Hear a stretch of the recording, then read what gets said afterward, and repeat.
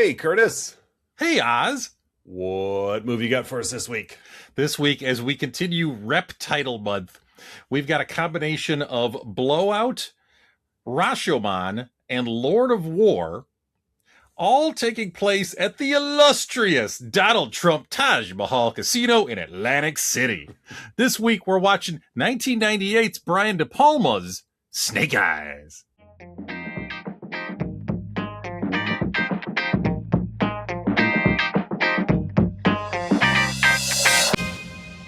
Yes, Snake Eyes. Yes, not the Henry Golding 2021 G.I. Joe averse Snake Eyes, as we did debate. We did debate on that. Yeah, there's no roadblock in this one. There's no bazooka. No Mary Jane. No Sergeant Slaughter. Crazy Legs. Scarlet. That's right. None of those. No, Destro. they're not there. No Destro. No Destro appearance in this. What was the white suited ninja on the Cobra side? Was it Storm Shadow? That's it. Yeah. Storm Shadow. Snake Eyes and Storm Shadow. Yeah. I loved how they chose, because typically you go, like the white suits are for the good guys and the black suits are for the bad guys. Mm-hmm. I love how they switched it, and I don't know why. It's just, it was fun. Storm Shadow, real stupid costume if you're gonna be a ninja. Unless you're in the Arctic. I'm an Arctic ninja. I think Snake Eyes was everybody's favorite character, right? Kind of had to be, yeah. Yeah, he was, he was the silent assassin. He had a dog.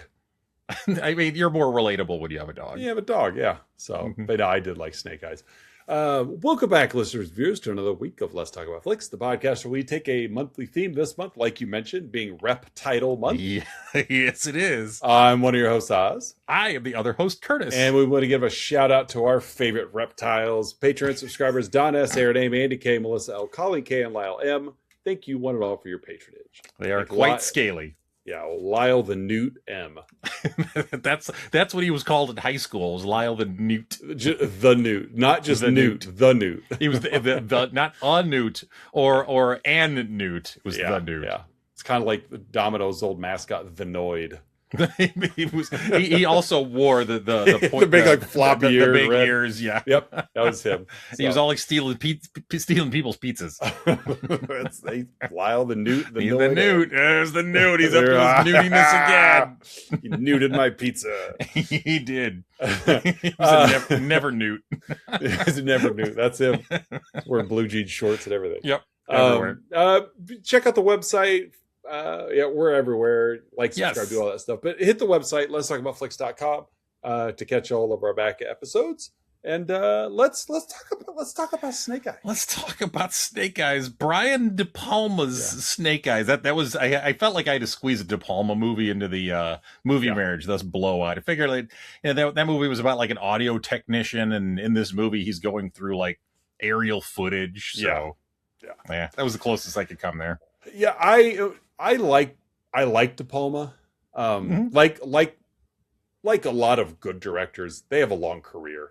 You know, I mean, well, I won't even say good, because Mick G has had a long career. But long career flipping burgers, right? But it's he's established himself, and he's just one of those guys. I wouldn't put him in that Scorsese, Spielberg, Coppola tier. No, but I think he's worth discussing in that same vein. He's in the A- tier of directors. More of a Zemeckis, Carpenter, Joe Dante, those guys who you're they're going to produce quality films. But I think, and I'll get into a little bit later. De Palma's he's got a style. Yeah. And that's he's all style. That's his bit. He's got a style for sure, and it's very recognizable for sure. And that's something that a lot of those other guys don't have. Mm-hmm. You don't always know when you're watching a Scorsese or a Spielberg movie necessarily. But De Palma, you stick around long enough, you'll know you're watching a De Palma. I always know when I'm watching a McG movie, because I'm having the time of my life. Because I turned it off 5 minutes in. Must have been McG. There's a brick in my TV. That's right. Had to have been McG. Because I'm pouring olive oil all over the back of the TV. And myself. Yeah, well, I mean, that goes without saying. But so it's your plot this week, so I've got the cast. There's a lot of people on the Wikipedia entry, but yes, they don't all warrant. List, but no, they don't all matter. Warrant. Most of them don't matter. No, most of them do not matter. We have our cover art guy, Nicolas Cage, is Detective Rick Santoro of the Atlantic City Police Department. Every time I heard Rick Santoro, I always think of former politician Rick Santorum. I agree. I did that a lot. Yeah. But yeah, it's just right there to where it's like, change the name or change my memory of who I'm referring to. There you go. So Nicolas Cage is Detective Santoro. He's a cop, but he's more of an action hero in this one a little bit. Yeah. I won't say he does a lot of copping. He thinks he is. He does a lot of detecting, but not necessarily. He thinks he's doing a lot of copping. But maybe that's what an Atlantic City police officer does, is they're all like, being shady is part of the job. It's part of the prerequisites. We've got his best friend. I don't know how they're connected as best friends, but Gary Sinise is Commander Kevin Dunne from the USN. He's there in all his soldier regalia. Yep. We get Carla Gugino as Julia Costello, your mystery maiden, if you will. Yeah. Also, we covered her relatively recently when we did Son-in-Law a couple of months ago during Gosh Barnett month. Yeah, during Gosh Barnett month. John Hurd is Gilbert Powell in a role that is way too small for someone of John Hurd's caliber. Yeah. So it's a weird mismatch there. That casting confused me a little bit. When you see John Hurd, you're like, oh, that's, I recognize him. That should be a bigger role. It's not a bigger role. Dad from Home Alone. Yeah. That's you go Dad from Home Alone. I go, I think it's John Hurd. I go like Tom Hanks foil from Big. I like to think they're the same person. They are the same person. The big alone verse. Well, because everyone's wondered for years, like, what does Kevin's dad do? Yeah, what does Mr. McAllister do to afford to take his entire family on vacations every Christmas? Well, he works for Robert Loggia in the at the toy store. Robert Loggia. And so John Hurd's in the movie. We got Stan Shaw. Yeah, we do. Playing almost put fried green tomatoes in my movie. Yes, Mary. and I would have gone. Drew a blank on it. Monster Squad. Stan Shaw from Monster Squad. He plays Lincoln Tyler, a professional boxer. Is he current champ or former champ? Doesn't matter. I think current champ. You get Kevin Dunne as Lou Logan. Yeah, we'll come back to that. Yeah.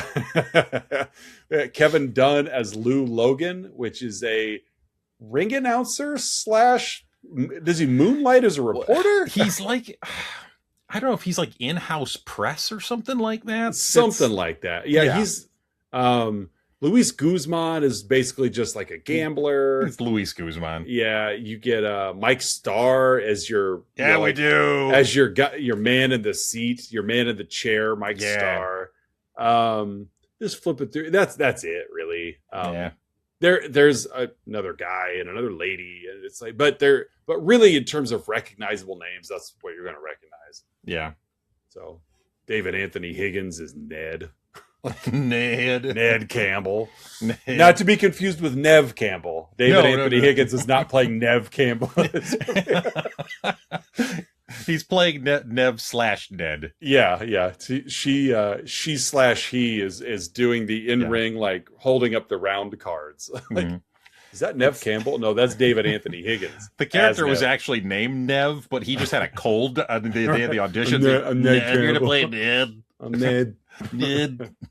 So that's the cast. Again, there's a lot of other moving parts in here. You've got, we'll get to it in the plot. You've got an assassin and you've got a henchman, but they don't matter. Yeah, it's just to kind of, before we get too far to the plot, again, for those that haven't seen it, this is a very kind of Rashomon style where, like, you're constantly flashing back to see scenes from other people's perspectives. Yeah. As I was mentally preparing for this week's episode, I found myself thinking of, there's a great Fresh Prince of Bel-Air episode, which is also like a Rashomon style where Will and Carlton throw a big party a big pool party, behind Uncle Phil's. I'm in. And I forget all the details, but like they end up in court or something like that. And again, he's a judge, so he has like a colleague kind of help him out or something. And like they're trying to get to the bottom of what happened with this pool party, and it tells it from like Will's perspective, which in which Uncle Phil is just a tyrant. Like he walks in, he's pushing. I remember this screaming episode. At people. Yeah. I think Carlton is wearing like a rubber duck, like a waist floaty, and he just rips the head off of it. And then it's from Uncle Phil's perspective, where he's all meek and mild, and like the women are more scantily clad, and and Will's just running amok. And then there's like the reality version, which is of course a little bit of both, but somewhere in the middle. Yeah, it's fun to reflect on. Fresh Prince about. I do enjoy a Rashomon style. Yeah, they're fun. Yeah, when done right. When done right, Yes. Yeah, so again, we're set in Atlantic City for this one, at not the Taj Mahal, wink wink, even though part of it was filmed there. So we got a news reporter outside saying that, there's 14,000 people here to see a fight despite a hurricane. Whoop, check that. Tropical storm. Right. Jezebel, because they don't want to say hurricane because that's bad for press. Yes. Because all 14,000 people are watching the news and are going to leave? From inside the stadium. From the inside. Hurricane! They broadcast the news on the Jumbotron during the fights. Yeah. They're trying to tackle several things at once here. Keep your audience informed. Exactly. We get a very long tracking shot here. Yes. To really, once we get past this tiny little prologue outside, we got a really long tracking shot. Very high energy. We meet the very eccentric and infidelious Atlantic City police officer Rick Santoro, your Nick Cage character. Yeah.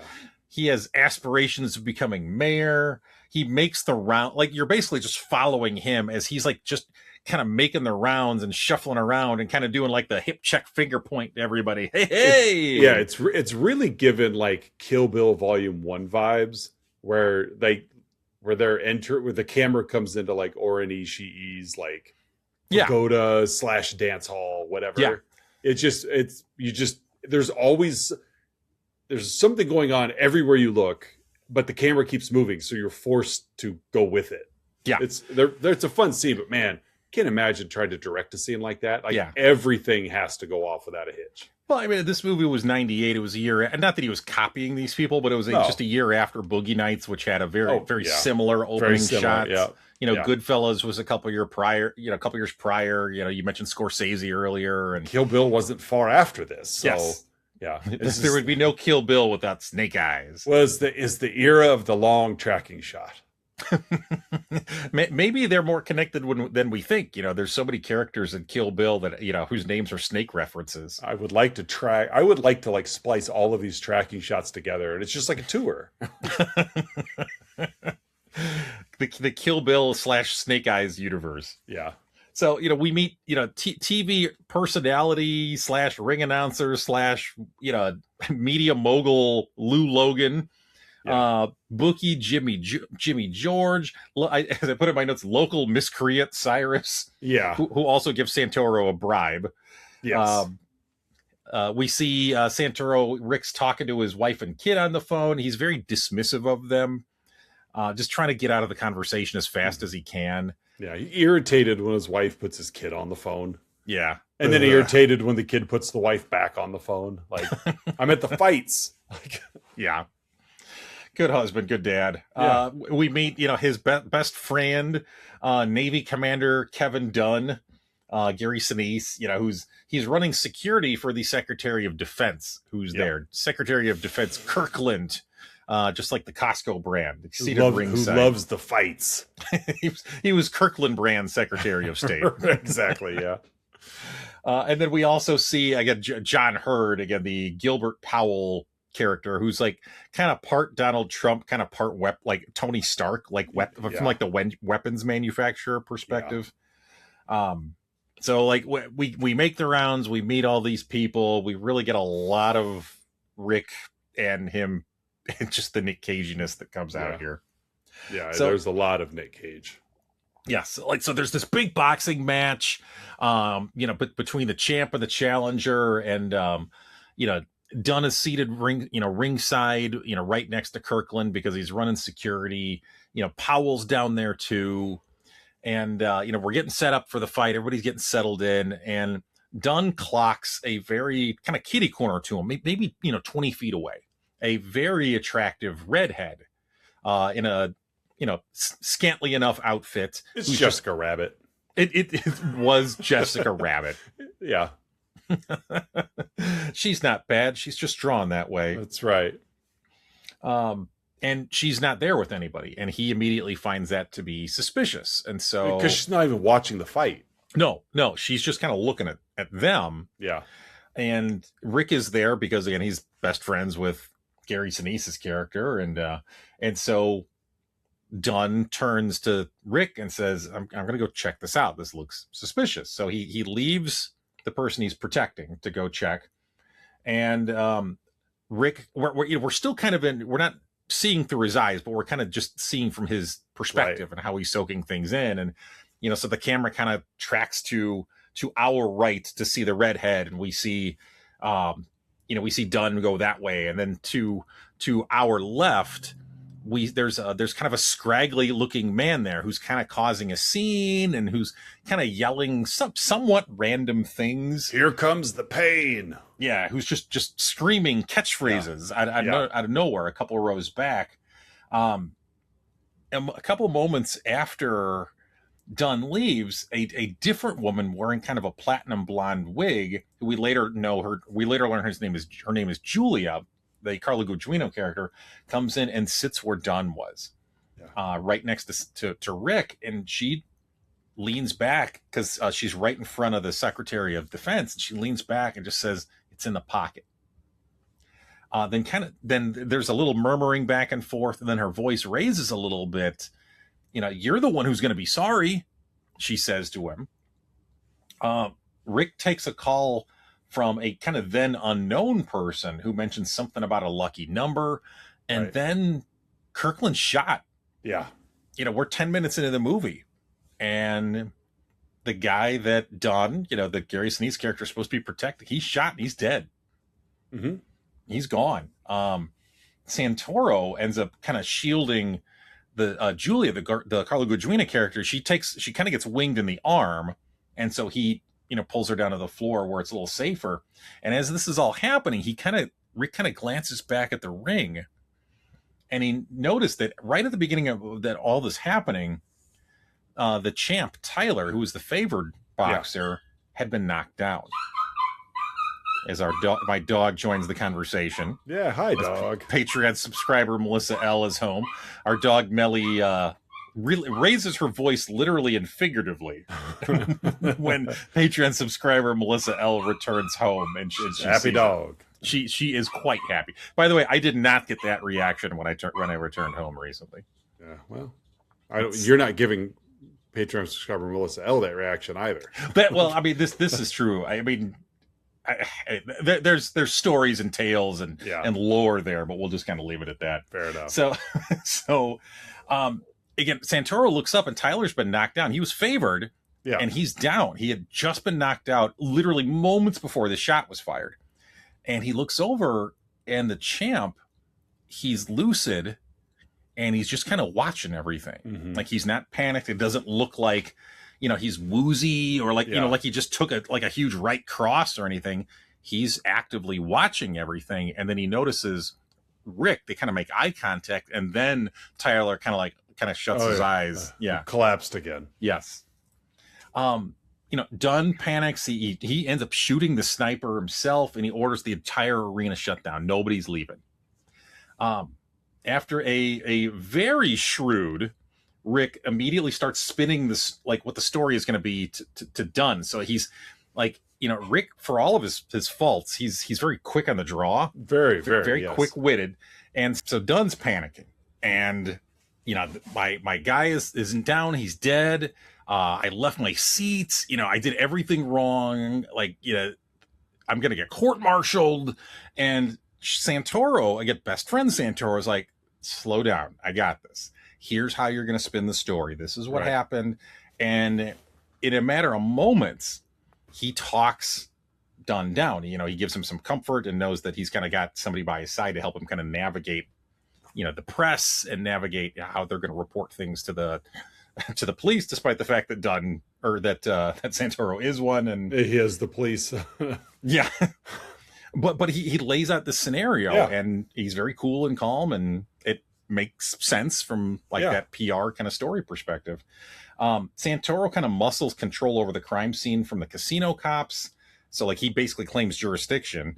And we get another long tracking shot of Lou trying to get like the exclusive TV rights to the interview. Like all this stuff is going on. And both distraught and kind of collected at the same time. We see Julia, who kind of got swept up in the crowd. She's just cleaning all the blood off of her in the bathroom and trying to, you know, so she doesn't stick out because she's covered in blood. And she was wearing all white. Like, of course she was. So because she's the storm shadow in this movie. She is. She's the storm shadow to the snake eyes. Yeah.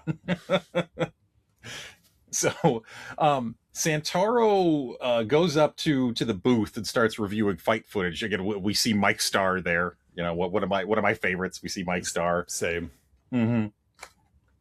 And they're going through just footage because he's trying to kind of piece together what happened, because that's kind of what he does. Like that's his bits, is that he's good at kind of recreating things in his head, and kind of you really get like examining the crime scene, and you could tell he has skill in that. And so he's going back and he sees that it kind of confirmed what he sort of subconsciously suspected before, that Tyler wasn't hit when he went down. No, he took a fall. He took a fall. And it just happened to be moments before this shot ran out. And so he went down with a phantom punch, and Rick goes to confront him. Like, I knew you threw that fight. Tyler clears the room, and it's just him and Rick. You know, he even kicks his manager out and says, yeah, I did. I didn't know the secretary was going to get shot, though. Like, he was just in it for like, you know, the money that was promised him. Right.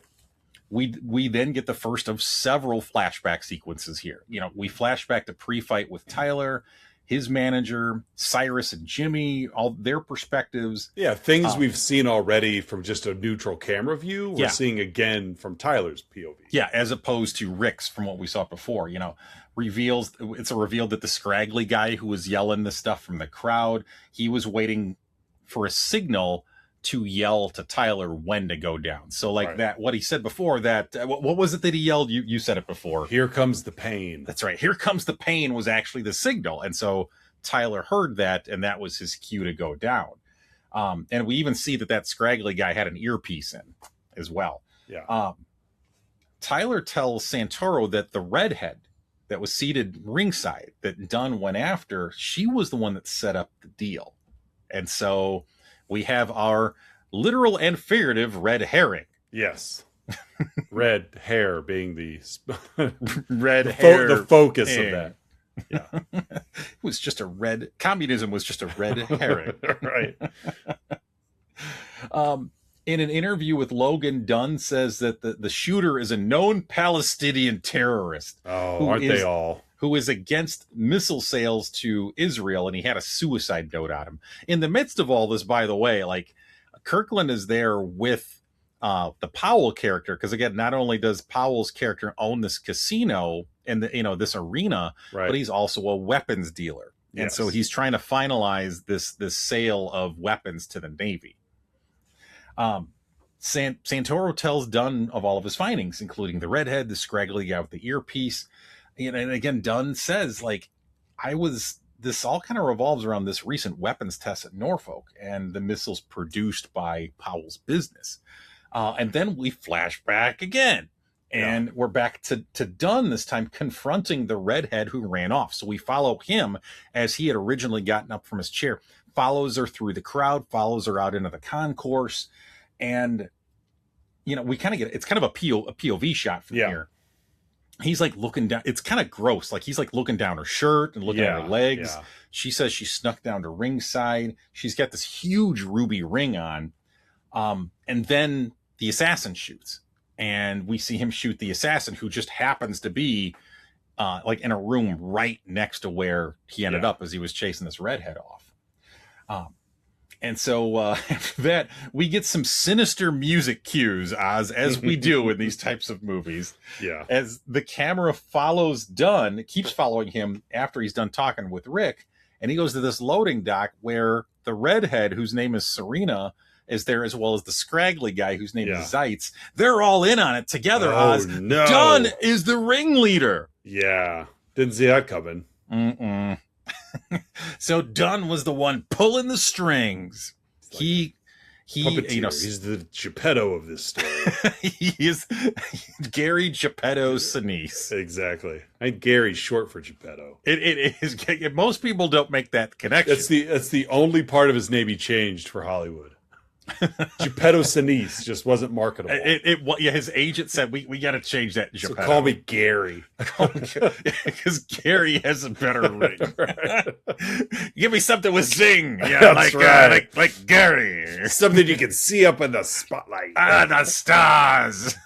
Gary. So there's this big reveal. Dunne's behind it all. The redhead's in on it. The scraggly hair guy. They're all in on it. And then he tells him, "I'm gonna have to alter the plan. Yeah. Due to this local cop Rick, who's sticking his nose in too far." He then shoots and kills both of them. Yeah, he like Dark Knights these guys. Yeah, he does. Yeah, you're not part of the Hall. Yeah.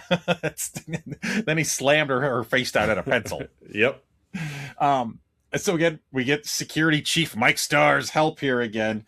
Santoro, they're up in the, they're looking through the live camera feeds. Yeah.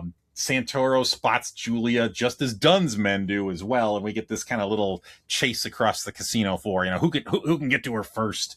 Of course, Dunne gets there first because that's how these movies goes. And she, in the meantime, had met. He was like Lois's co-worker for Malcolm in the Middle. It was this actor, and she's kind of seducing him out on the floor, and basically because she needs to hide somewhere. And so she finds this gullible guy to be like, "Hey, you want to take me back to your room?" And as he was giving me Josh Gad vibes, very much so. Yeah, just kind of like naive. Yeah, and a little portly, Yeah. Someone who a woman like Carla Gugino, you wouldn't suspect she would be attracted to this man. Yeah. Well, she lost her glasses, so she's really not. Yeah. Well, yeah. She, we see from her perspective several times, and she's like me. She's nearsighted. She can't see very far. It's better than having walleye vision. I hope nobody with walleye vision ever becomes a pilot. I hope not. So, she's in the elevator with this guy that she dupes. His name's Ned, and Santoro finds, using Mike Starr's help, basically tracks Julia to Ned's room, gets her out of there just before Dunne arrives. Yeah. Julia tells Santoro she actually works for Powell's manufacturer, for the John Hurd character, and she does reports on their ballistic weapons testing. And she saw the report after this big test, and it was perfect. Everything went well, and she knows it didn't. Yeah. And basically, she was worried about these bad weapons getting sold to the DOD. And so she contacted Kirkland, the Secretary of Defense, and arranged to give him the results that night. Should they have sold them to the LOD? The Legion of Doom? Yeah.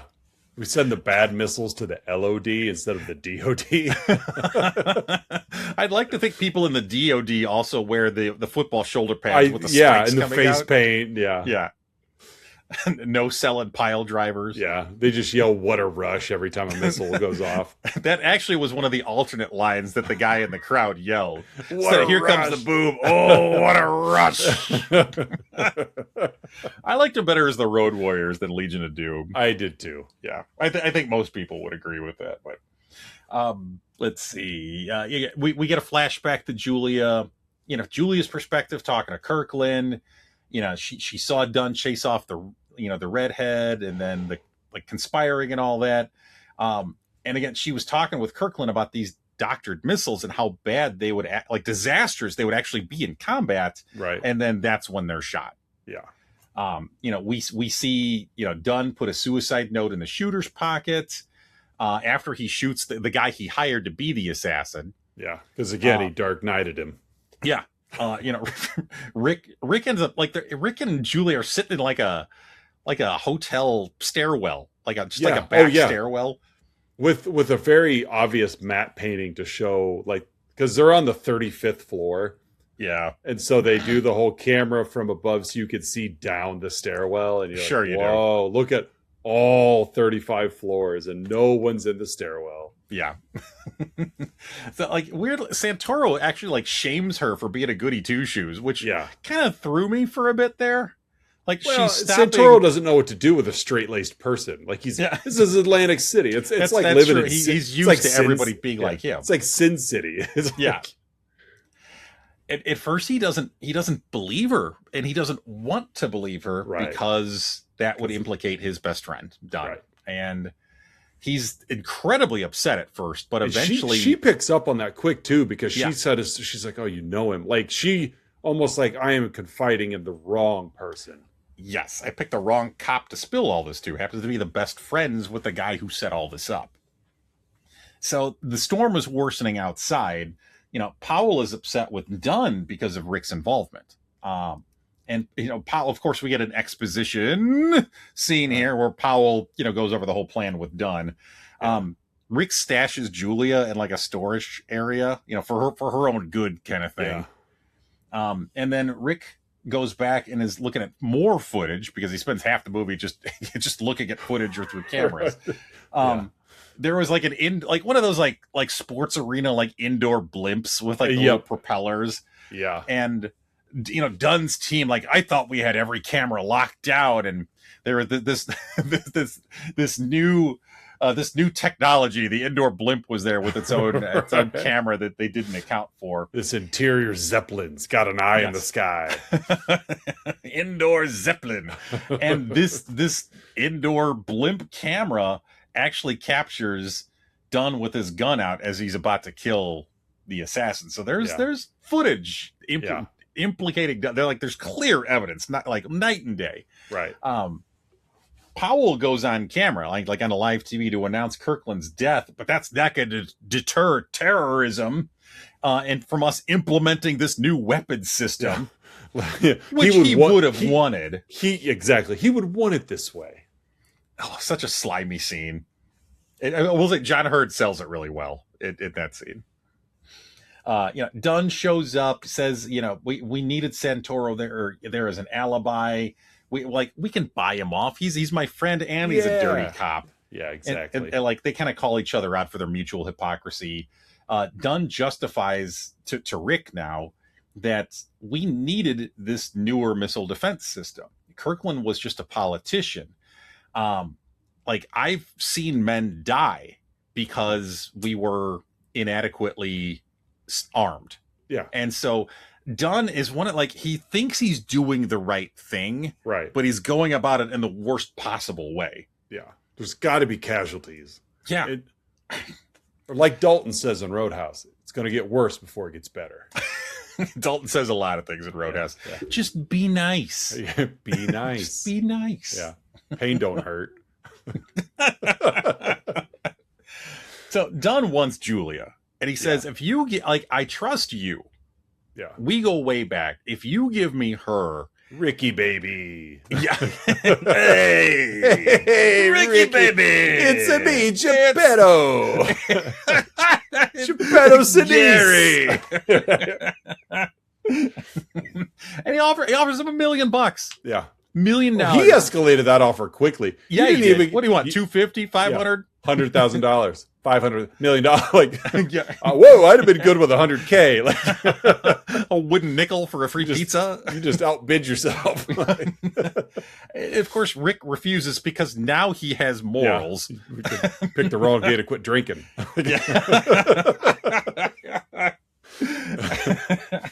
Dunne deletes the evidence because, of course, he pulls a gun on Rick. Yeah. So, and he's got his cronies with him. And Rick says that, Tyler has info, and he's gonna talk, and Dunne says, Tyler and I have come to an understanding, and in walks Tyler. Did Tyler come in with Dunne and just stay on the stairs this whole conversation? I get the impression, or was he just outside the door? He was just outside the door with his ear up to the door with a cup, waiting for another signal. All right, here comes the pain. Got it. When I hear a gun drawn, got it. Come in. Hear a gun drawn. Yeah. and we get the you got nothing, kiddo. Yeah. Gary Sinise goes Gary Sinise here. Quite the rage. Cut, as I put in my notes here, cut to Tyler beating the pee-pee out of Santoro, because again, PG podcast. Right. Dunne says that the press is going to find out about your dirty dealing. So if you go to the press about this, like, it's going to ruin your career too. So if you think you're being the good guy, this isn't going to help you. Yeah. So are you going to be the good cop, or are you just going to play along with this? Santoro spits blood on his badge. Yeah, all of his stripes. Yeah. What I loved in this scene is we watched Tyler, boxing heavyweight champion Tyler, beat the tar out of Santoro as he stands up and basically, is that all you got kind of thing? Yeah. Dunne throws one punch and knocks him out cold. Yeah. So is Gary Sinise a better boxer than Tyler? Is Tyler pulling his punch? It's like one punch and he knocks him down. They call him One Punch Geppetto. Right. That's all it takes is one. The old gentleman's like, Sinise? Like, Sinise. These ones coming your way. That's right. See? So Dunne inexplicably lets Santoro live, but basically just so he can follow him. He plants a tracker on him, and he follows him to where Julia is at. Dark Knights him. So he follows him to the storage area. At this point, the tropical storm is now clearly a hurricane. Oh, obviously, we had to wait for it. Yeah, and it blows a police van that's driving outside of the arena, in through the wall of the storage area, preventing Dunne from shooting Julia. Yeah.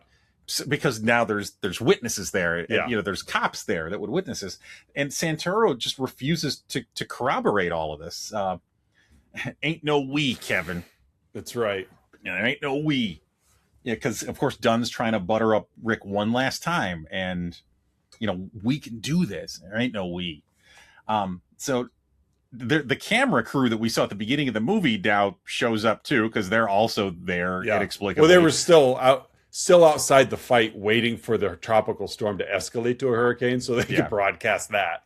So this police van drives through this wall. This television crew just happens to be right there. Yeah, and so the camera from this camera crew, which technically Powell owns, ironically, is right there, and Dunne shoots himself. Yeah. He commits suicide right there. And yeah. TV. We get some epilogue after that. Yeah. Santoro is being publicly thanked for his efforts in the wake of the assassination. Then we get some he goes some speed jumps. More like goofy Nick Cage in this too. Yeah, he does. Holding the plaque above his head, like, I did it. Look at me. And this one's for you, Geppetto. Right. Then as we kind of speed run some time jumps here, like Dunne predicted. Dark Knight Rises. Yes. It gets trapped in the sewer with 2,000 cops. Yeah. Santoro is called out for his past corruption, because as they dug, as the media became more aware of Rick, they dug into his past and they found all the shady stuff he'd been doing. Just like Dunne predicted. Then we see again another time jump, and Santoro is catching up with Julia. This is the Dark Knight into the future. This is the Dark Knight Rises, where Alfred comes across Bruce and in France. French cafe. Yeah, this is tips his cup at him. Fancy seeing you here. and they're right outside the arena. Yeah, because of course. Yeah, and he tells her, "I'm going to prison for all the bad stuff they found about all the bad stuff I was doing." Right. And she says that she expositions, she testified against the missile system, and it's being dumped and it's being changed for the better. So some good is happening, has come out of this. And they get flirty. He reveals he's lost his wife and his girlfriend. Yeah, so I'm single. I'll give you a call in 12 to 18 months. Yeah, I'd like that. And then she kisses him. My favorite part of this stupid epilogue here at the end is she asks him, well, how, because earlier in the movie he had asked how old she was or whatever, and she basically repeated the exchange, and she said that she was like 26 or something like that, and she asked him, he said he's 35, and I as Jenny and I were watching it, I went ahead and pulled it up on that those ages are accurate. Like Nicolas Cage was 35 in this movie. Interesting. And Carla Gugino was like 20, whatever age she said she was. She was like, okay. And and then we both like, because he had said I'm 35, and Jenny's just like, yeah, that's BS. And I'm like, no, he actually was 35 when this movie come out, which is kind of crazy because I'm like, oh, Nikki, you look a lot older than that, buddy. Yeah. But that was the 90s. It is what it is. But yeah, then she kisses him, and then credits roll. But through the whole credit sequence, I didn't stick around for him, so this is the camera keeps rolling, and again they're like fixing up this like pillar of this arena, and through the whole credit sequence, the song is playing, and the last shot, like there's like a guy's hand that's like covering a spot on this concrete pillar the whole time, as there's construction workers just moving around, and he moves his hand because apparently they're done, and the red ruby ring is right there stuck in the pillar. Like at the end of Flash Gordon. Yes. Yeah. So why? Why the ring? Because apparently that was supposed to have significance, because that character who died 20 minutes into the movie had significance. Meant nothing. No. That's dumb. Yeah, that was dumb. And that, folks, is 1998 Snake Eyes, De Palma's Snake Eyes. At this point in the show, folks, Oz and I give our own unique rating about the movie we've been yapping about, Snake Eyes. Oz, how would you rate this flick? I'm going to give it 7 rounds. 7 rounds? 7 rounds. What are you giving it? I felt like there was there were several scenes of just Carla Gugino in a bra in a bathroom. Yeah. So I'm going to go with 61 shots of bra-clad Carla Gugino in a bathroom. Dude. Good luck finding an image. I'm married. Yeah. Clear your search history after that one. Oh, folks, man. Folks, every week Oz and I scour the interwebs searching for there's no shortage of Carla Gugino bra search results. That's more sad than anything else. It's going under your face in the video. Well, that's true. Yeah. Well, no, I'll write a letter of apology to how many did you say you wanted? 61. There's 61 different ones here. Oh my. So yes, Oz and I scour the interwebs every week searching for unprofessional reviews that tickle our funny bones, and we hope they tickle yours as well in this week's edition of Outside Insights. Oz, my friend, what is your Outside Insight? Mine, as always, comes from Letterboxd. I picked a bathing suit picture of her, by the way. Okay, that's fair. This is from Shane McAvoy. He's a Letterboxd Pro subscriber. Ooh. This is a 4-star review left in April of 2021. It says, Gary Sinise plays a guy named Kevin Dunne. The actor Kevin Dunne is also in this movie. At one point, he has to introduce Gary Sinise's character. So Kevin Dunne gets to say the line, "Ladies and gentlemen, Kevin Dunne." And then Gary Sinise walks out. 4 stars. Yeah, I was probably going to bring that up later if you didn't. Yeah. I wasn't sure if that's a good or a bad, but it's an oversight, is what it is. Kevin Dunne's character is named Geppetto Sinise. Exactly. Yeah. So we've got Kevin Dunne introducing Kevin Dunne, played by Gary Sinise. Yeah, Kevin Dunne, the actor, introducing Kevin Dunne, the character. Yeah. So, but that's my outside inside. What do you got? Yes. Thank you for bringing that up. I got 2, as always. Mine come from the Internet Movie Database. One is I'm going to start with a short one. The first one that I'm going to share is a 1 out of 10, left in September of 1998, so the same year it came out, left by Cousin Todd, with the subject line, "A pain, unwatchable mess." This wasn't a movie. It was more like a 2-hour, ooh, look what I can do with a camera exercise by De Palma. That 17-minute long opening shot wasn't amazing. It was annoying. Overall, this is the worst movie I've seen this year, and that includes Phantoms. Oh, pot shots galore. Yes. The other one I'm going to share is a 10 out of 10, left by Cross Country Dan in March of 1999, with the subject line, A Journey into the Unknown. We were going to see, and I'm going to say this in how I read it in my head. Okay. We were going to go see Rounders, but because of the R rating, we couldn't get in. Yeah, it's sad, but I'm still being carded at movie theaters. I wasn't carded in 8th grade, but now in 11th grade, I'm being carded. Anyway, we bought tickets to the sci-fi thriller Ahem, Simon Birch. We walked in, turned around, went to the bathroom, and went into Snake Eyes. I wasn't expecting much. I expected it to be Sudden Death, Clone, or something like that. But I got something much better. Well, my friends who love such movies as Throws Up, Basketball, Jawbreaker, and There's Something About Mary hated this movie. I loved it. I will most likely buy a used copy at Blockbuster, or maybe even grab the DVD if I ever get any money. Dan, King of Mexico.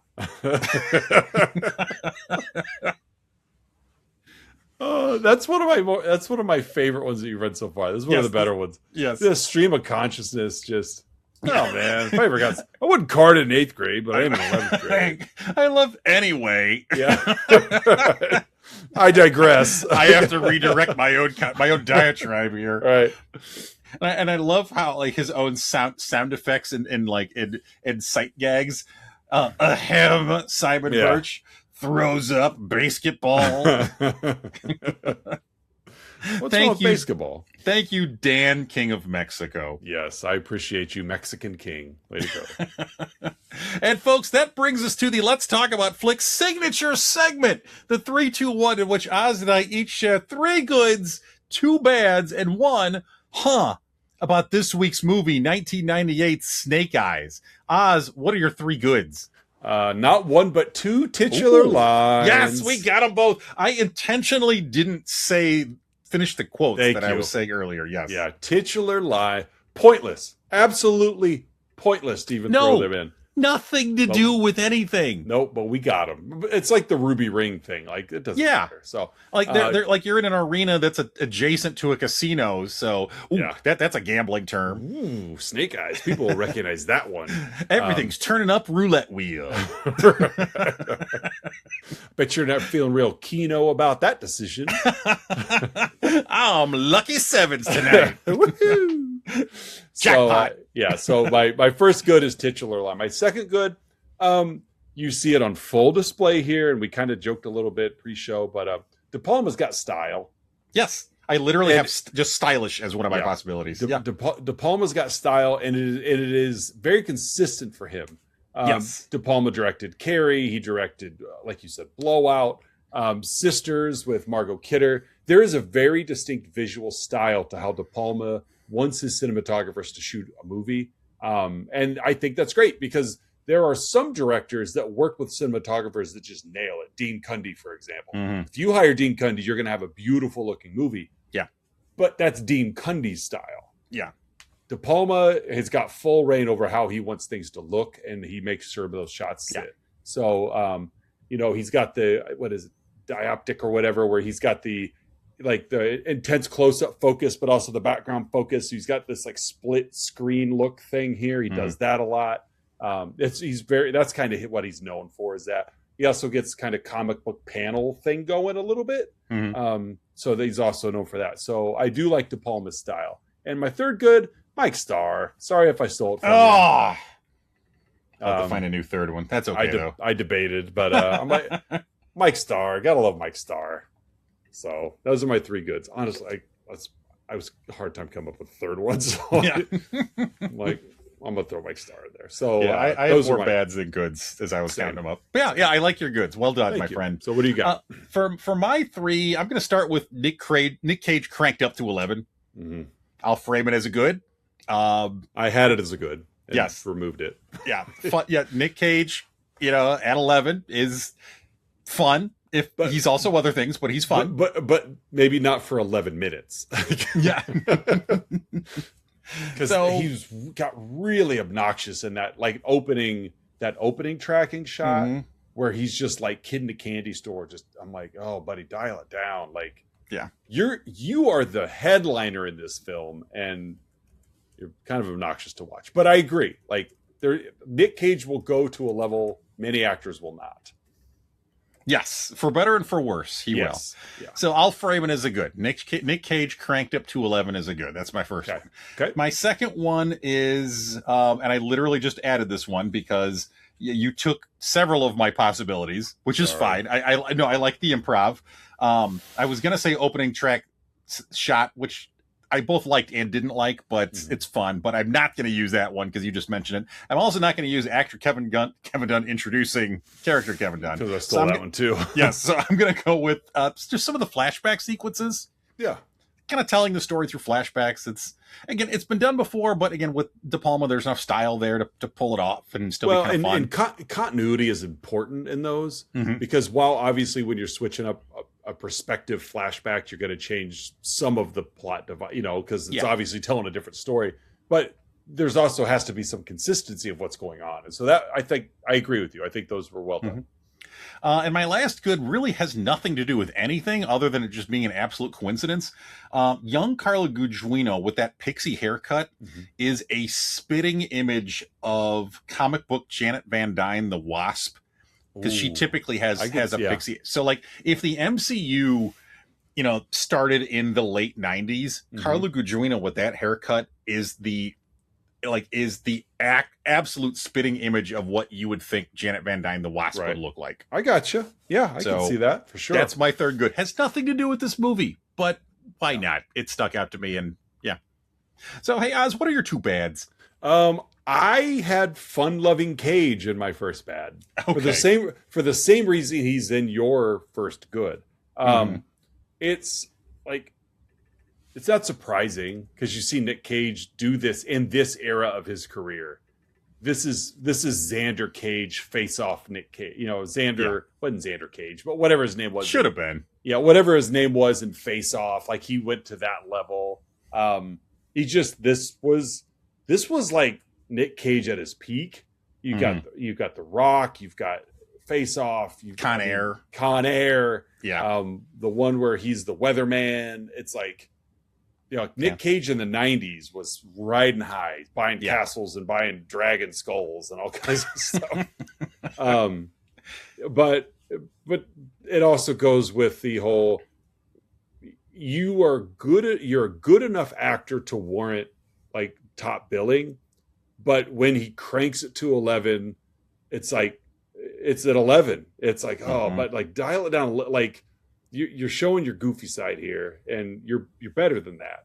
Yeah, pick your spots to do that. Yeah, and that after that opening scene where like the excitement of being at the fights wore off, he was fine. Like he was fine, but when he's almost like doing jumping jacks when he sees Tyler, it's like it's just some of that was a little much. And my second bad was they played it really early, but the very obvious Gary Sinise twist. Yep. By the way, you literally just took both of my bads. Oh, both of them. Well, I've been looking at your notes from a different POV. Yes. I didn't realize I'd shared this, but yeah. It was they dropped the sinister music, and then you see he's behind it, and you're like, well, yeah, like it was no surprise. I think I enjoyed the movie because of the energy. I think I would have enjoyed this movie more if he wasn't the bad guy. Like if it actually was a mystery, like we're trying to solve this mystery. So sorry. No, it's just funny. Again, I had plenty of bads to pick from for this. So, but I was gonna do the bit where it's like one of my goods is Nick Cage cranked up to 11, and one of my bads is Nick Cage cranked up to 11. Yeah. So you good? You done with yours? Oh, okay. I can't steal any more of yours, so you're good. So my two bads, I'll start with the movie is just way too concerned about being cool versus good.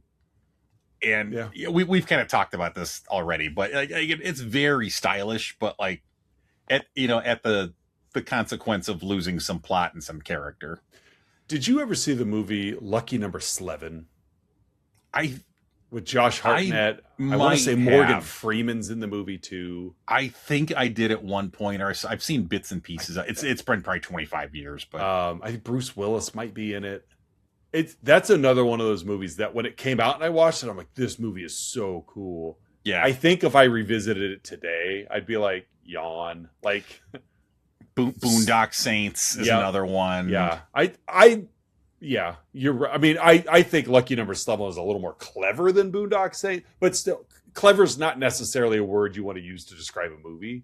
Yeah, you know, one movie's really clever, but again, stylishly, it was like, oh, I like that. But then it's like I've never revisited it again, so it wasn't an impact. So I get you. I do agree. This movie was cooler like than all style, no substance kind of thing. Yeah. Like so, me. And then my second. That's why you're my friend. That's right. My second bad is the terrible Meredith Brooks song that plays during the end credits. Like I told you, I checked out. So you're credits roll. I turned that it you off. did. It was awful. The song is called Sin City. Oh man, is it bad? So I mean, Meredith Brooks, I wish you the best, but that song. She just turned off the episode. She did. Unsubscribed from Patreon our subscriber Meredith B. Sorry. Unsubscribed from our YouTube channel. No, we're losing her $6 a month. It drug our website into deleted it from her bookmarks. Sorry, Meredith B. We'll be better, Meredith B. So those are my bads. Oz, what's your Who made Santoro the chief investigator of this murder? He did.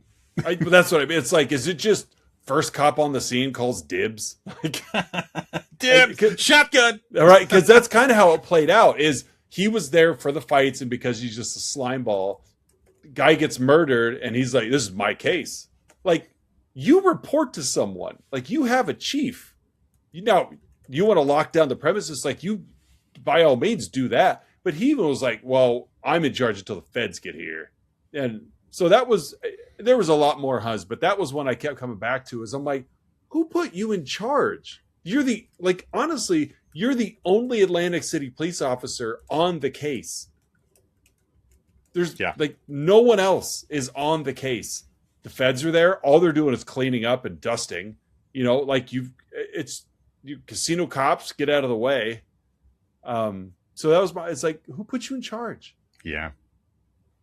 So maybe I just don't understand how the police system works in Atlantic City, but how you just overrule by yelling louder. Mm-hmm. Yeah. Yeah. Who's top billing? Me. Yeah. I'm in charge. Yeah. Yeah.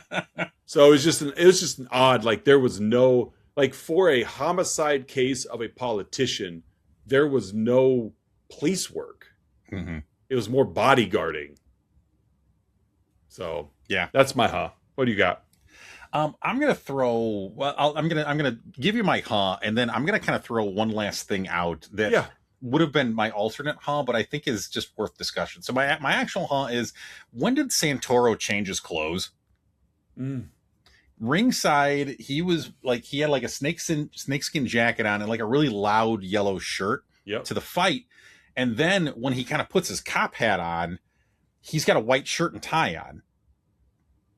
Right. I didn't even notice. Like he shows up to Tyler's because that's one of the he looks at some footage and then he goes to Tyler's. Yeah. And between looking at the footage and going there, he changed shirts and put on a tie. I did not notice that. Now, I went from hey, it's me, Rick, your old pal, your old buddy, to Officer Santorum here. I got a couple of questions for you. Yeah. ACPD. ACPD. Yeah. I didn't notice that. That's a great question.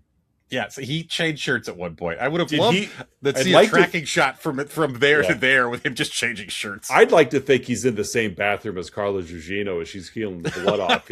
He's just in a stall because he's self-conscious. He has a rash on his back. He doesn't want anybody to see. He knows he shouldn't be in the women's room, so he hid in a stall to not be caught. But it was the closest bathroom, and I have to change into my police uniform. Yeah, he feels really insecure around other men. So that's he a went good question. Bathroom. Yeah.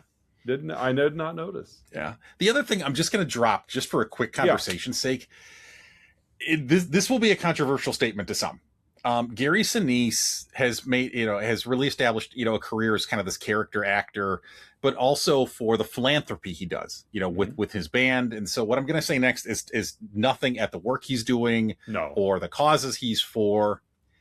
Am I the only person that doesn't think Gary Sinise is a great actor? You can't be. I'm not. I don't know how many. I could probably count on one hand how many movies I've seen with him, but he's very one note. Yeah, and in this movie, he didn't really do much for me. Got Gary Sinise in Snake Eyes. You got Gary Sinise in Forrest Gump. You got Gary Sinise in Apollo 13. Apollo 13, yeah. All arguably all governmental movies. All kind of playing sort of the same guy. Yeah, they really background. I know he was of Mice and Men with Malkovich, but again, he was the straight guy.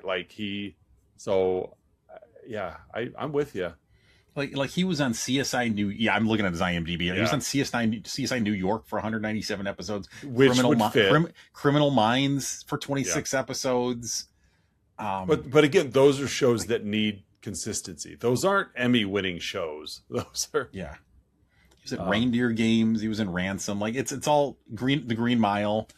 It's all Forrest Gump was the closest thing to a comedy or anything outside of genre or police procedural. What other actors would you put into that highly regarded but limited in their range? Oh man, I'd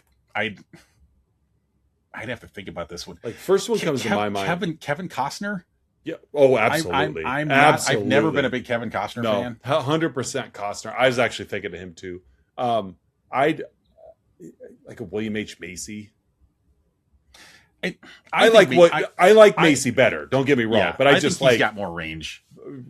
But he's also very typecast a lot. He can't. Yeah. From that, I can see that perspective. But he can be typecast. Yeah, and so a little bit of that. But yeah, there's a good pocket of those that are again slightly above your just character guys.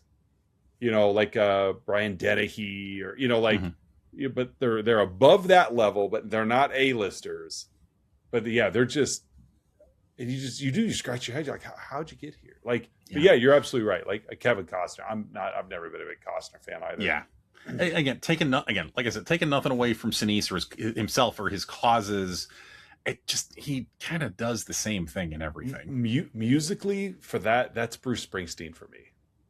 Yeah. Yeah, I appreciate what Springsteen is more than his actual music. Yeah. I'm never going to be one who's just going to throw on a Springsteen record just to throw out a Springsteen record. Yeah, and part of that's generational. Yeah. But Springsteen was that for me. A Sammy Hagar was that for me.